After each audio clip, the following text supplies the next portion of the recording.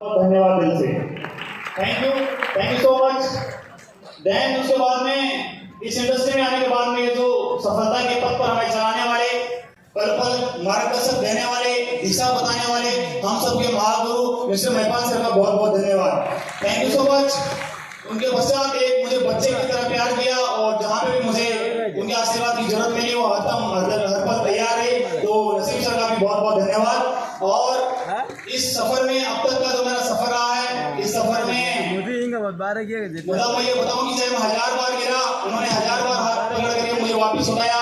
जब तक मैं डिमोरलाइज हुआ तब तक उन्होंने मुझे विश्वास दिलाया कि वीरेंद्र जी आप कर सकते हो और बहुत बड़ा काम करोगे। तो मेरी सफलता में एक बहुत बड़ा रोल निभाने वाले और मेरे मार्गदर्शक मिस्टर संदीप सर का बहुत बहुत धन्यवाद देने गहराइयों से। Thank you so much. इस बिजनेस के मेरे रोल मॉडल और मुझे हमेशा जीवन में एक अच्छी और जेन्युइन नीति पर चलने की जिन्होंने शिक्षा दी। वीरेंद्र जी कभी भी जीवन में गलत करके आगे नहीं बढ़ना, एक जेन्युइन डायरेक्शन लेकर के आप पे मैं एक साफ सुथरा लीडरशिप का ताज देखना चाहता हूं। तो मेरे रोल मॉडल निरंजन सर के दिल से धन्यवाद। Thank you so much. और मुझे इस बिजनेस में अंगुली पकड़ कर लाने वाले, चलाने वाले, और जब मैं डिमोरलाइज हो जाता हूँ, देखो हर आदमी होता है जी, तो डिमोरलाइज हो जाता हूँ, बातचीत करते हैं और उनका काम केवल फोन पे है। तो मेरी नजर में इस दुनिया के सबसे बड़े counsellor doctor Mahesh Sharma sir का बहुत धन्यवाद। Thank you so much. आज इस मेरी सफलता में आप लोग पधारे, दूर दूर से आए, बंगाल, बिहार, छत्तीसगढ़, आसाम, गुजरात और कई जगह से लोग आए हुए हैं। तो आज आप एज ए गेस्ट आज आप आए और हमारी सफलता में शामिल हुए। मैं ऊपर वाले परम पिता परमेश्वर से ये प्रार्थना करता हूँ, दुआ करता हूँ कि आज जो सफलता हमारी जिंदगी में आई है, भगवान करे उससे 100 गुना सफलता आपके जीवन में जल्दी आए।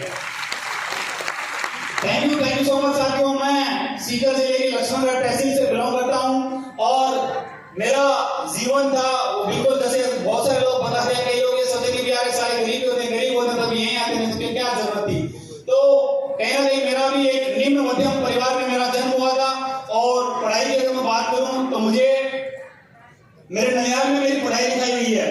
तो मैं जब 3-4 साल का रहा होगा उस समय मुझे ननिहाल ले जाया गया, उस समय मुझे मेरी पढ़ाई करवाई। तो सेठ श्री भोलाराम राजकीय माध्यमिक विद्यालय वासी में मेरी पढ़ाई हुई, तमाम सरकारी स्कूल में पढ़ाई करने के बाद में। और एक बात तो मुझे बहुत जल्दी समझ में आ गई थी कि यार मुझे कमाने निकलना पड़ेगा, मुझे कहीं ना कहीं जरूरत है। तो मेरे परिवार को मेरी कमाई की जरूरत है, क्योंकि मेरे परिवार में मैं सबसे बड़ी संतान था, मेरे पीछे सिस्टर है, एक छोटा भाई है। तो मुझे लगा कि इस समय मेरे परिवार को मेरी कमाई की जरूरत है। तो मैं आगे ज्यादा मेरी पढ़ाई नहीं कर पाया और मैंने टोली कॉलेज में प्राइवेट फॉर्म भर दिया। प्राइवेट फॉर्म भरने के बाद में और मैं जगह जगह प्रयास करता रहा। आर्मी में मैंने खूब प्रयास किया, लेकिन आर्मी में मेरा सिलेक्शन नहीं हो पाया। और कई जगह मैंने खूब सारे ये जो धर्मेंद्र जी बता कर गए हर काम में मैं आगे था, इनको प्लान लॉन्च करने वाला मैं था, है ना। तो जगह जगह खूब हथकंडे अपनाए, लेकिन सफलता हाथ नहीं लग रही थी। तो उस समय एक बार लगा कि नहीं यार जिंदगी फेयर नहीं है, ये ईमानदारी और मेहनत करने वालों का साथ नहीं देती है। उस समय बड़ा धक्का सा लगता लगा, जिस काम में 8 साल साला वही सफलता लग रही है, जहीं भी जा रहे वही सफलता लग रही है। तो उसके बाद में मुझे लगा कि नहीं यार बिल्कुल शायद थक गए, हार गए। तो थक हार के उन्होंने मेरी एक बहुत अच्छी भारी भरकम डिग्री, जिसमें मेरे 10th क्लास में 41% बाई ग्रेस है, वो लेकर के मैं जयपुर आया। और जयपुर में उसकी वैल्यू लगाई 12,000 रुपए। 12,000 रुपए मुझे सैलरी मिला करती थी। उस 12,000 रुपए में जब मैं जाता था तो उसी 12,000 रुपए में जयपुर जैसी शहर में रहना, खाना और उसमें बाइक का पेट्रोल शामिल होता था। लेकिन जो मैं कर रहा था सेटिस्फेक्शन नहीं मिल रहा था। उस बॉस की जो बातें थी कि आज 10:30 हो गए, आप 10:45 पे कैसे आए साहब, 10:30 का टाइम है, लेकिन वो बातें चुभती थी। तो जो में सेटिस्फेक्शन नहीं मिला और मैंने बाहर की चकाचौंध भरी दुनिया देख करने की ऑडी, BMW, मर्सिडीज, ये तमाम चीजें दिमाग में घुस गई थी। तो सेटिस्फेक्शन जॉब में नहीं मिल रहा था। उसके बाद में दिन आया मेरी जिंदगी में 8 सितंबर 2020 का। 8 सितंबर 2020 मेरा जन्मदिन 8 सितंबर का। और मैं होटल रामाडा कश्मीर में मुझे ले जाया गया मेरे गुरुजनों के माध्यम से। और वहां पे ट्रेनिंग हुई थी हमारे महागुरु महिपाल सर जी और नसीम सर वहां पे भी थे। तो उस समय वापिस जब मैंने अपने आप को रिचार्ज किया, रिफिल किया और एक बार वापिस से पूरे असली मसले के साथ में और इस इंडस्ट्री में बड़ा नाम बनाने की सोची होती था। 8 सितंबर 2020 आज 8 सितंबर सामने आने वाली है। मात्र 4 साल हुए हैं। इन 4 सालों की अगर मैं जर्नी की बात करूं, फास्टेस्ट टोपाज बना। फास्टेस्ट टोपाज के मात्र 30 दिन में, टोपाज बनने के 30 दिन बाद में रूबी स्टार बन गया था। रूबी स्टार के 68 दिन बाद में सफायर बन गया था। लगभग 8-10 महीने बाद में स्टार सफायर बन गया और आज 18 महीने बाद में डायमंड बन गया हूं। और ये कमिटमेंट है कि आने वाली 9 नवंबर 2025 2025 से ब्लू डायमंड का पट्टा इसी ओर पे पहन लेंगे। Thank you so much. बहुत सारे लोगों ने बोला था कि अभी तो सफर शुरू किया है बेटे, डायमंड बनेगा तो पता चलेगा। डायमंड बन गया पता नहीं चला, डायमंड बन गया ज्यादा पता नहीं चला। और ये इसलिए पता नहीं चला क्योंकि मेरे गुरु हैं, जो मार्गदर्शक है, वो मेरे पल पल साथ खड़े रहे। आप जैसी प्यारी टीम है वो मेरे पल पल साथ खड़ी रही। मेरा हौसला बढ़ता गया, आगे मैं चलता गया, तमाम चीजें मेरे साथ में एक अचीवमेंट के रूप में आती रही। साथियों, मेरा जो जीवन था वो जो मैंने बताया कि मैं सरकारी स्कूल में जाता था। एक जिंदगी मेरी वो थी कि जहाँ पे मुझे सरकारी स्कूल में डाला गया था, क्योंकि घर वालों ने अपने अकॉर्डिंग बहुत अच्छी एजुकेशन दी। मैं कभी घर वालों को दोष नहीं दे रहा कि उन्होंने कहीं ना बहुत गलत एजुकेशन दिया है, उन्होंने अपने अकॉर्डिंग बहुत अच्छी एजुकेशन दी। मैं सरकारी स्कूल में पल बढ़ के बड़ा हुआ, लेकिन आज इस सिस्टम में आज एक जिंदगी है कि मेरा लड़का जब स्कूल में जाएगा तो शहर की सबसे top most class convent school में वो स्कूलिंग उसकी करनी जाएगी। जब मैं स्कूल में जाता था तो हमारी स्कूल लगभग 3 किलोमीटर गांव दूरपास की गांव पड़ता है, वहां मेरी स्कूल हुआ करती थी। हम जाते थे एक हाथ में, हमारे क्योंकि सरकारी स्कूल का स्टैंडर्ड सबको पता है, ज्यादा बड़ा अभी उसका शुक्र होगा, लेकिन हमारे एक हाथ में खूब सारी किताबें होती थी और वो बस जाती थी बैराज से होकर के पास में, हम उसके पीछे लटक के जाते थे। बस पे लिखा हुआ होता कि लटक मत पटक दूंगी, फिर भी लटकते थे।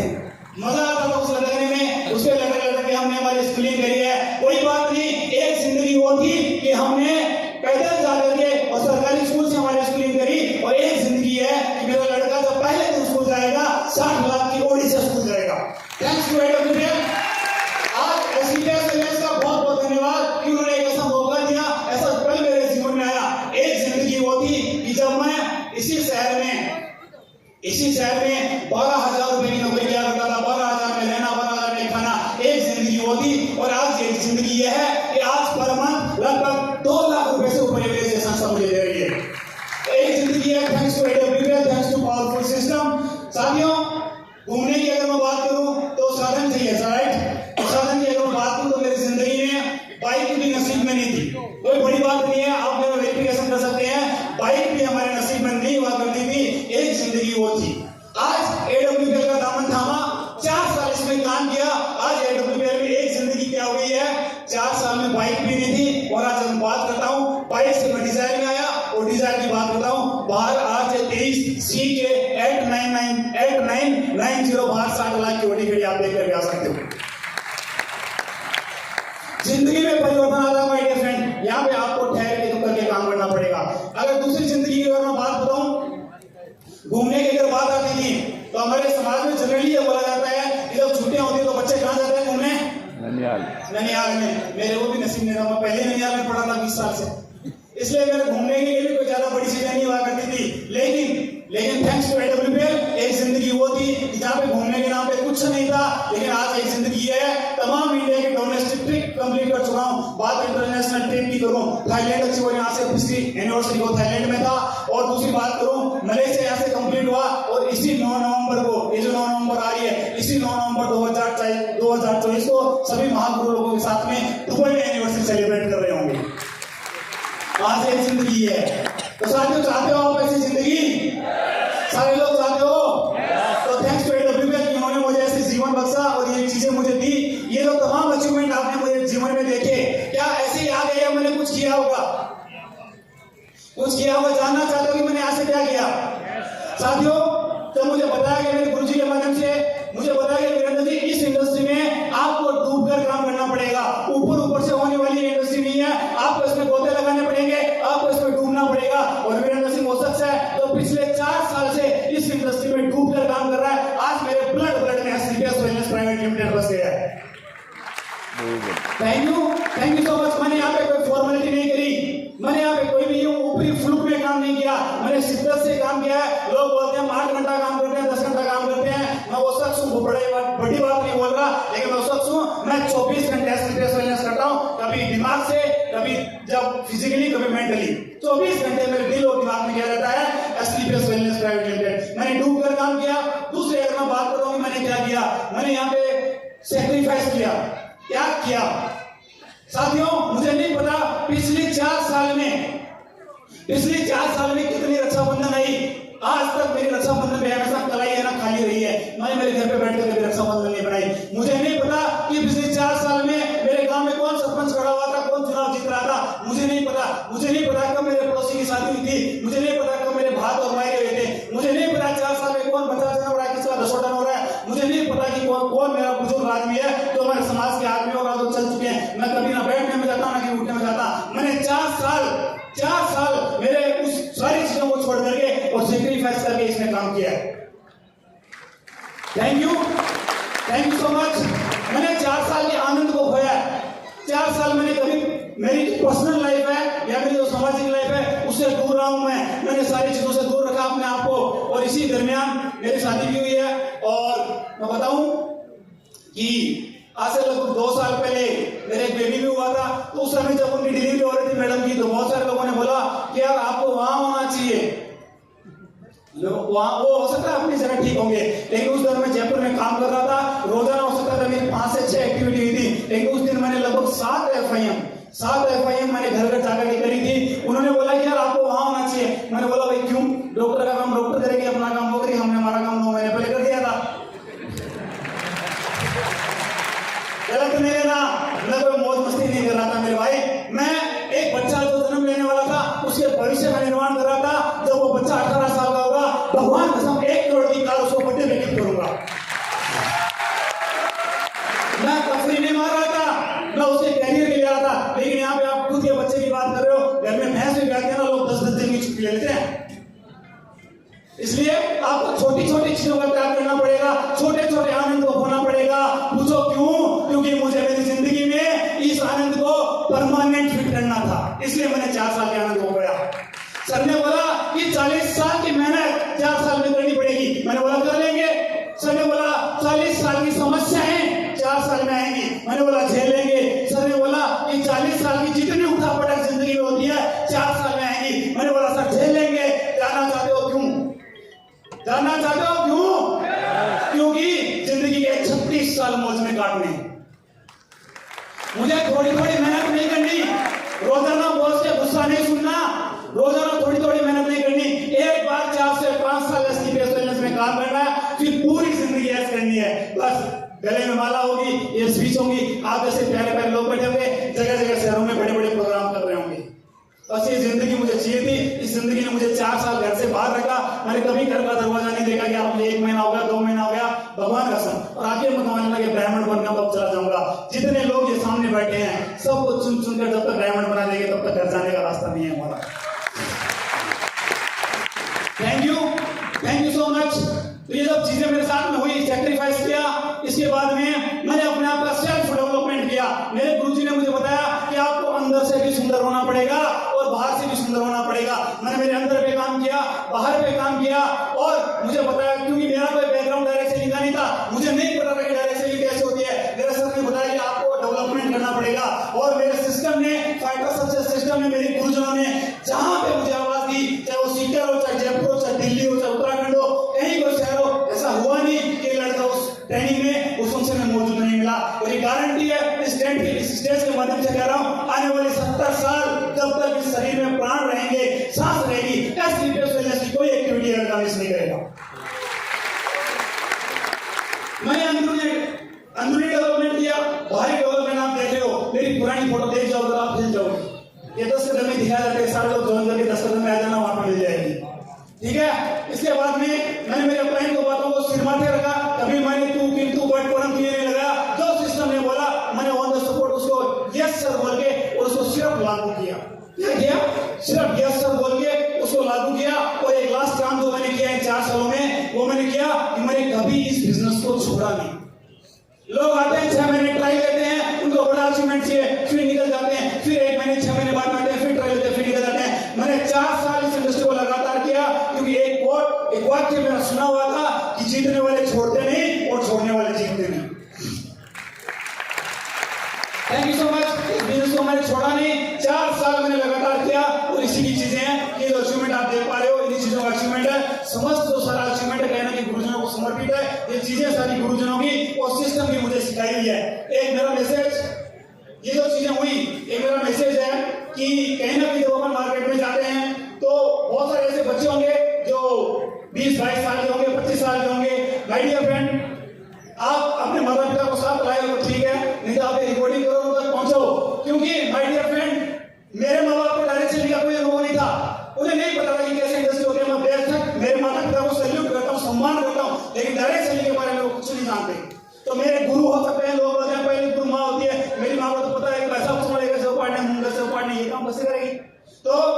मैंने कभी मेरे माँ बाप की इसमें नहीं मानी, मैंने माने तो मैंने सिर्फ मेरे गुरुजनों की मानी, जिन्होंने मुझे इस इंडस्ट्री को दिखाया था, मैंने सिर्फ उनकी मानी। तो जितने भी माँ बाप हैं, एज ए पेरेंट्स आपके बच्चे इसमें काम कर रहे हैं, तो प्लीज उनके कामों में दखल अंदाजी ना करें, क्योंकि आप ये सुना हुआ है कि ये जो रास्ता होता है वो बुजुर्गों का बेशक पता होता है, लेकिन तेज चलने का जो हुनर होता है वो किसमें होता है? युवा में होता है। नई इंडस्ट्री है, नई चीजें हैं, आपके बच्चे बहुत सही जगह है। स्लीपर्स वेलनेस एक दिन उनको वो ब्रांड बना देगी कि आपके पिछले खानदान का, पिछले 7 पीढ़ियों का इतिहास को बदल देंगे। बच्चों को काम करने दीजिए। Thank you so much. एक छोटा सा मेरा मैसेज, जितने भी लोग यहाँ पे काम कर रहे हैं, उनकी पत्नियां भी उनके साथ में। तो माय डियर फ्रेंड, ये मेरा सौभाग्य रहा कि पहले दिन से मुझे मेरी वाइफ का बहुत बड़ा सपोर्ट इस इंडस्ट्री में मिला। उन्होंने कभी ऐसी कोई रिक्वायरमेंट नहीं दी कि मेरे सिस्टम के बीच में आई, लेकिन मैं देखता हूँ कि मेरे जिनके साथ मैं काम करता हूँ, इधर तो मैंने फील किया है, जिनके साथ मैं काम करता हूँ उनको हर एक महीने में उनको पता नहीं कौन सा वो एक्सपीरियंस चाहिए, रोजाना उनको हर महीने में मोटिवेट करना पड़ता है, उनको काम करने दो ना। जब वो घर छोड़ के बेचारा स्टेशन तक पहुंचता नहीं, इतने में पीछे से स्टेटस लग जाता है, पिया और तो मीठी मीठी बात करने जवाब मतलब आप सोचिए कि वो घर से निकल के अभी अपने स्टेशन पहुंचा नहीं है, उससे पहले उसको याद आने लगी। और ये गाना, एक भजन मैंने सुना था, ये चमक ये धमक सब कुछ सरकार तुम्हीं से है। ये जो जिंदगी आप जी रहे हो ना, फूल माला पहन रहे हो अपने हस्बैंड के साथ में जा जाके, आने वाले टाइम में जो जिंदगी मिलेगी ना, ये स्लीपर्स वेलनेस से ही है। स्लीपर्स वेलनेस से वो नाम हटते है ना, तुम्हारा वही है ना, सोना बाबू सोना चांदी समझ पास कुछ नहीं है, वो स्लीपर्स वेलनेस है तो वो सारी चमक है। तो माय डियर फ्रेंड, आप अपने ऐसे पार्टनर होने के नाते उनको खुला छोड़िए, उनको काम करने दीजिए। आने वाली 4 साल में वो आपको एक बहुत लग्जरी जिंदगी गिफ्ट करने वाले हैं। Are you ready? Are you ready? तो साथियों, मेरी जिंदगी में स्लीपर्स वेलनेस ने बाहर ला दिया है, और 2 लाइनें जो मुझे स्लीपर्स वेलनेस के सम्मान में याद आती है, वो 2 लाइनें मैं बोलना चाहूंगा कि जिनके ना आते थे जवाब, उनके सलाम आने लगे हैं। और जब से मैंने स्लीपर्स वेलनेस का दामन थामा है, मेरे नीम के पेड़ पे भी आम आने लगे हैं। Thank you so much my dear friend. बहुत सारे ऐसे लोग होंगे, मैंने मात्र इसी हॉल में बैठ कर ये सपना देखा था, इसी हॉल में बैठ करके डायमंड शिप का ड्रीम सोचा था। बहुत सारे ऐसे लोग होंगे तो यहाँ पे आए भी हैं, बैठे भी रहेंगे और खन्नी रगड़ करके चले जाएंगे, उनकी जिंदगी में कोई परिवर्तन नहीं आएगा। लेकिन यहाँ पे कोई शख्स बैठ करके एक डिसीजन लेगा, वो चेयर जो है वो आपकी चेयर नहीं है, वो केवल आज आपकी चेयर है। आज आप एक स्ट्रॉन्ग मुट्ठी बंद करते हो और कमिटमेंट लेते हो, तो आने वाली 3 साल बाद में, आने वाली 4 साल बाद में ये स्टेज आपका इंतजार कर रहा है। कौन कौन इस स्टेज पे आने के लिए तैयार है? सारे लोग तैयार हैं? जानना चाहते हो डायमंड कौन बनेगा? जानना चाहते हो? एक छोटी सी स्टोरी से 1 से 1.5 मिनट की स्टोरी से मैं आपको बताता हूँ डायमंड कौन बनेगा। डायमंड बनेगा तो शेर दिल आदमी होगा। कितना आदमी डायमंड नहीं बनेगा? शेर आदमी होगा, वो डायमंड बनेगा। माय डियर फ्रेंड, एक बार एक साधु महात्मा थे, वो जंगल में जा रहे थे। तब वो जंगल में गए, साधु की प्रवृत्ति होती है कि उनको बड़ी जल्दी दया आ जाती है। उन्होंने एक चूहा देखा, और जैसे ही चूहा देखा, चूहा बेचारा दुबका हुआ बैठा था। उनको बोला कि तेरे क्या प्रॉब्लम है? बोले मुझे बिल्ली से बहुत डर लगता है। उन्होंने अपनी जादू की छड़ी निकाली, उसको बिल्ली बनाया। थोड़े दिनों बाद उन्होंने देखा कि वो बिल्ली बैठी हुई बैठी है, फिर उन्होंने जादू की छड़ी निकाली। बोला क्या प्रॉब्लम है? बोले कुत्ते से बहुत डर लगता है। बोले तो चल कुत्ता बन। थोड़े दिनों बाद में देखा कुत्ता भी डरा हुआ बैठा था। उन्होंने वापिस गए, बोला क्या होगा? तो साहब शेर से डर लगता है। उन्होंने शेर बना दिया। अब वापिस गए, वो बहुत खुश थे। उन्होंने लगा कि यार आज बिल्कुल मुझे दहाड़ा मिलेगा। लेकिन जैसे वो गए तो शेर भी दुबका हुआ बैठा था। उन्होंने पूछा कि अब क्या है? तो तू जंगल का राजा है। बोला अब मुझे शिकारी से डर लगता है। उनको गुस्सा आया और वापिस से उनको चूहा बनाया, और चूहा बनाते हुए एक बात कही कि कोई जादू की छड़ी से चूहा शेर नहीं बन सकता, शेर के लिए साला चेहरा चाहिए। Thank you so